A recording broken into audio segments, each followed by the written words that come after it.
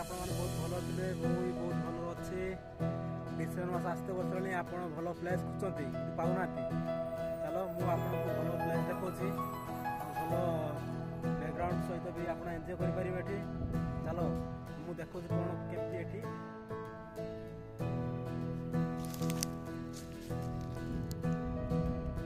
ବହୁତ ମସ୍ତ ବ୍ୟାକଗ୍ରାଉଣ୍ଡ ଆସୁଛି ଏଠି ଏନ୍ଜୟ କରିବା ପାଇଁ। ଆପଣ ଭଲ ଆଠଠୁ ଭଲ ଜାଗା ନ ମିଳିବ ବୋଲି ଭାବୁଛି। ଆପଣ ଥରେ ଆସି ଦେଖନ୍ତୁ ଏ ଜାଗାଟା ଭଲ ଲାଗୁଛି କି ନାହିଁ, ତାପରେ ଆପଣମାନେ ଏଠି ଏନ୍ଜୟ କରିବେ ଡିସେମ୍ବର ମାସରେ।